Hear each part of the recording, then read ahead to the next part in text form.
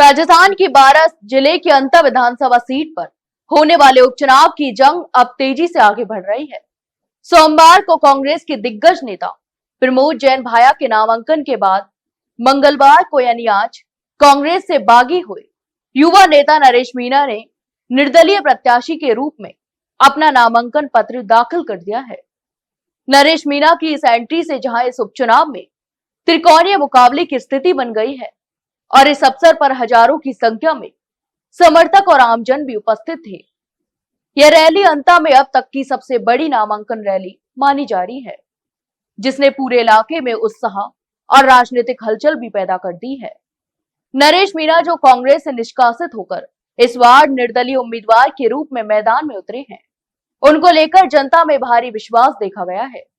उन्होंने अंता मांगरोल क्षेत्र की जनता को दंडवत प्रणाम करके सम्मान भी जताया है और कहा कि उनका मकसद भ्रष्टाचार को खत्म करना और जनता की सच्ची सेवा करना है। उनका यह अंदाज और जनता से सीधा जुड़ाव अंता में क्रांति की भावना का प्रतीक बन गई है। युवा नेता के समर्थन में जुटी भीड़ इतनी विशाल थी कि एसडीएम कार्यालय के बाहर जगह कम पड़ गई। स्थानीय लोग बता रहे हैं कि आज से पहले कभी इतनी भीड़ इस इलाके में नहीं देखी गई। इसके अलावा समर्थकों ने अपने उत्साह और जोश से पूरा क्षेत्र गूंज उठाया।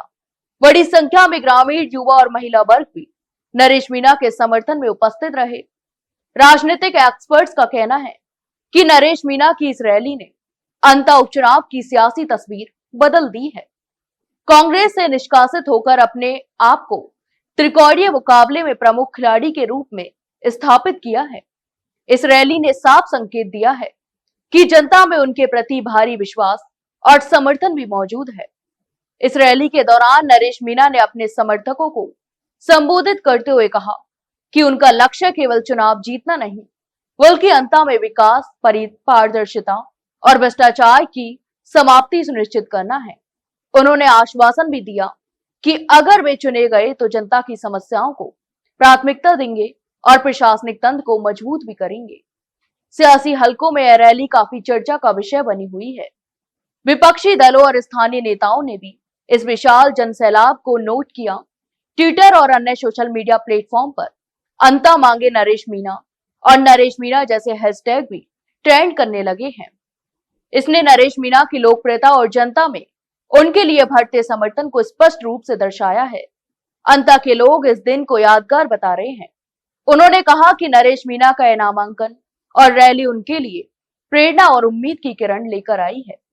युवा, महिलाएं और वरिष्ठ नागरिक सभी इस बदलाव की प्रतीक्षा कर रहे हैं।